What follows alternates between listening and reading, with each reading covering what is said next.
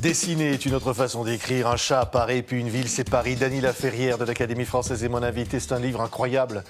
Incroyable parce que c'est à la fois un roman, et puis il y a des dessins, et puis il y a des parfums, il y a de la musique. C'est une autre forme d'expression, Dany Laferrière, ce livre. Je l'ai écrit pour me retrouver dans un autre univers, beaucoup plus libre. Hein. Et je faisais tant de choses que je savais faire. Et je me suis dit, ce serait intéressant d'aller ailleurs.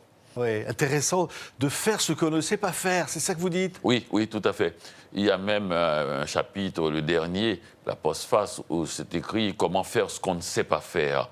Je crois qu'on s'encroute trop facilement et on reste un peu comme ça, figé dans notre savoir.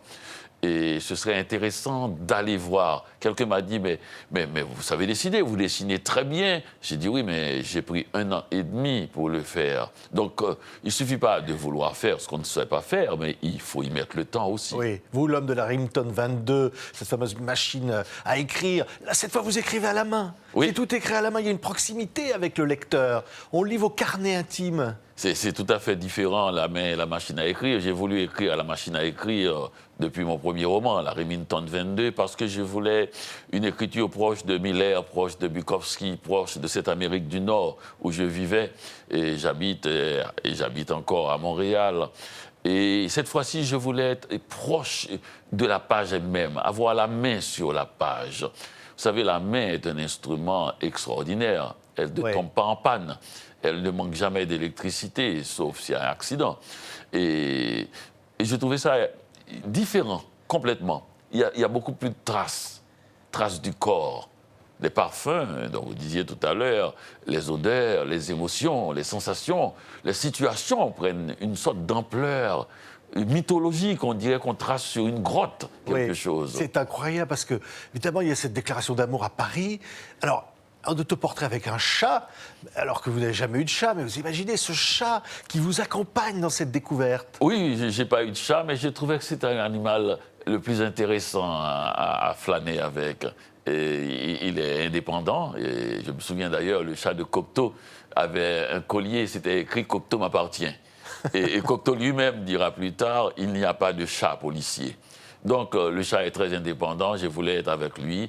Et il a une grande relation avec les écrivains, que ce soit Léoto, que ce soit Frédéric Vitoux, que ce soit Céline, que ce soit... Il y a tant d'écrivains qui ont eu des chats, Malraux, Hemingway.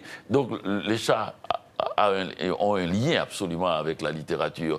Et puis, quant à Paris, je voulais lui dire mon amour. Paris n'est pas une ville, Paris c'est un diamant.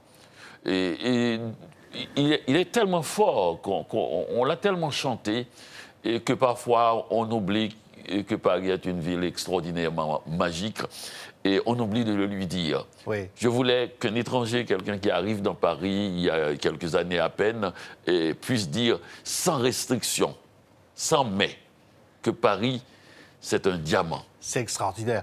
Vous arrivez évidemment d'Haïti, de Montréal, et puis vous vous retrouvez Gare de l'Est dans une petite chambre. Vous regardez la ville par la fenêtre. Vous dites qu'il y a des rideaux rouges comme au théâtre, et c'est le théâtre de la rue qui vous attire. C'est ça, et je regarde par la fenêtre. Je suis un obsédé de la fenêtre. Mon éditeur Charles Danzig m'a dit un gentleman ne regarde pas par la fenêtre. C'est Oscar Wilde. Mais moi, j'adore regarder par la fenêtre et je vois beaucoup de choses. Juste en dessous de ma fenêtre, il y a des gens qui viennent pour la soupe populaire aussi. Il y a la Gare de l'Est, il y a ce quartier magnifique du 10e. Il y a aussi le Paris de l'Académie française, celui du Louvre, celui des grands musées, des théâtres extraordinaires, de la comédie française. Il y a tout, et des petits quartiers. C'est une ville d'une richesse absolue. Et tout cela est là comme ça, au grand vent. On marche, nez au vent, et puis on attrape comme ça des choses extraordinaires, des conversations qu'on capte. C'est merveilleux. Vous croisez des passants, vous croisez des femmes, vous croisez des belles endormies, vous croisez aussi le destin de grands écrivains. Oui, on croise des fantômes. Il s'appelle François Villon, il s'appelle Hemingway, il s'appelle Paul Léoto. Donc ils sont de partout. Je croise aussi des femmes. Il y a Coco Chanel, il y a Sagan dans son beau livre. Floyd. Il y a tellement de gens dans ce Paris, et parfois endormis et souvent réveillés, pleine de bruit quand même. C'est une ville pleine de bruit. Oui, Il y a pleine de beaucoup musique. Vous parlez de Boris Vian, vous parlez de Django Reinhardt. De Django Reinhardt, oui, absolument, beaucoup de musique. Et naturellement, Boris Vian, il y a Duke Ellington, il y a Juliette Gréco. Et puis, il y a aussi des contemporains. Il y a Alema Bankou qui arrive. Habillé en sapeur, bien évidemment, comme d'habitude. Il est habillé en sapeur, mais il ne fait pas le poids face à mon chat. Parce que le chat s'est habillé à ce moment-là pour essayer de faire face au grand sapeur qu'est Alema Bankou. C'est un livre touchant, sensible, comme un enfant un peu. Cet enfant qui lisait dans les rides de sa grand-mère pour écrire. Absolument. Et j'ai dû me rendre enfant, au devenir enfant pour le faire, au point même d'adopter l'attitude de l'enfant qui dessine avec la langue un peu qui sort de la bouche comme ça. Mais parce que c'est vrai, si on ne fait pas ce geste de l'enfant, eh bien on n'atteindra pas l'enfance de l'art. Oui. Ce qui est incroyable, c'est que ça part dans tous les sens. Et en même temps, c'est très lisible. Il y a des dessins, il y a dans tous les sens, des couleurs, il y a des de la couleurs. vie, au fond. Je refais les dessins des artistes aussi, parce que là, on voit Saint-Soleil derrière moi.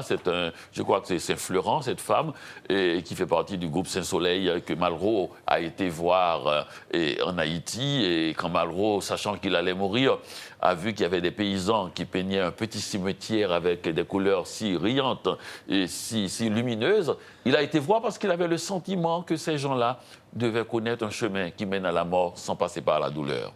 Oui, c'est en même temps votre parcours, très personnel, Dany Laferrière. Vous racontez évidemment vos premières télévisions. On vous voit sur le plateau de TV5 Monde dans ce Absolument, livre. Et d'ailleurs, il y a un journaliste qui vous dit comment êtes-vous devenu un écrivain primitif? Vous répondez c'est dur à expliquer. Il vous dit ah bon, et pourquoi pas un peintre primitif? Oui. Voilà les genres de questions. Non, mais voilà la question. J'ai voulu dans ce livre être ce peintre primitif, celui qui regarde les choses et les reproduit. Et comme ça, avec le cœur. Comme par exemple, vous voyez ce dessin de vous, oui, c'est incroyable. C'est Wilfried Lam. J'aime beaucoup. Vous savez, on devrait faire ça plus souvent et dire aux gens qu'on aime, qu'on les aime, reproduire ce qu'ils ont fait. Et les remettre en vie sous d'autres formes. C'est pour ça que je fais beaucoup de citations. Parce que quand je fais une citation de Cocteau, j'ai l'impression qu'il apparaît tout de suite. Cocteau dit, à propos d'un académicien, il dit un académicien, c'est quelqu'un qui, après sa mort, devient un fauteuil. C'est magnifique. Oui. Ce matin-là encore, je lisais Cocteau dit, c'est le diable qui a fait connaître Dieu dans le grand public.